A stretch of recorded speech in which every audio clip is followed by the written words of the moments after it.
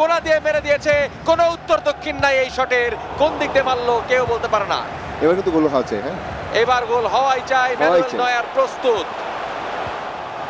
পেরেছেন চমৎকার। 1-0 এগিয়ে গেল জাপান।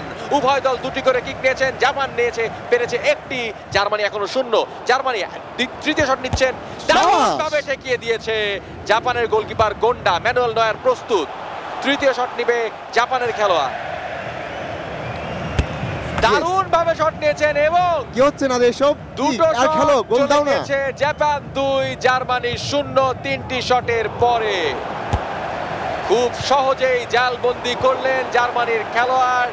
এবার চতুর্থ শট নিতে এসেছে জাপানের 15 নম্বর জার্সি পরিহিত খেলোয়াড় ম্যানুয়েল নয়ার প্রস্তুত।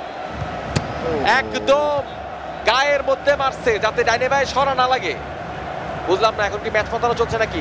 লাস্ট শট ফ্রম জার্মানি এবং গোল, এবং গোল। এই গোলটি যদি করতে পারে জাপান তাহলেই তারা বিজয়ী হবে আজকের এই খেলায়।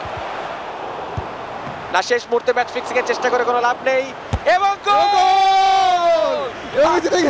এই ঐতিহাসিক খেলায় বিজয়ী হয়েছে জাপান। কি শ্বাসরুদ্ধকর একটি ম্যাচ আমরা দেখলাম, যেখানটাতে 90 মিনিটের পরে অতিরিক্ত সময়ের খেলা করালো, এরপরে পেনাল্টি শুট আউট হলো। শেষ পেনাল্টিতে বিজয়ী হয়েছে জাপান। তোমরা মন খারাপ করো না, সামনে পারবা।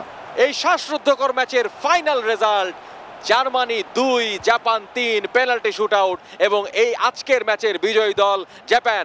চলুন আমরা চলে যাই প্রাইজ গিভিং সেরেমনিতে। কি অসাধারণ, দুর্দান্ত এবং শ্বাসরুদ্ধকর একটা ম্যাচ আমরা দেখলাম। এ ধরনের ম্যাচে শেষে বলতে হয় যে আজকে বিজয় সম্ভবত কোনো দলের হয়নি, হয়েছে ফুটবলের এবং ই স্পোর্টসের। কি অসাধারণ একটা ম্যাচ আমরা দেখলাম। যা হোক, শেষ পর্যন্ত কোনো না কোনো একটা দলকে বিজয়ী ঘোষণা করতে হবে, এবং বিজয়ী দল জাপান। এবং জাপানের দলকে আমি সামনে রাখছি, তাদের যেই প্রাপ্য পুরস্কার আছে সেই পুরস্কারটা নিয়ে যাওয়ার জন্য খায়রুল বাশার।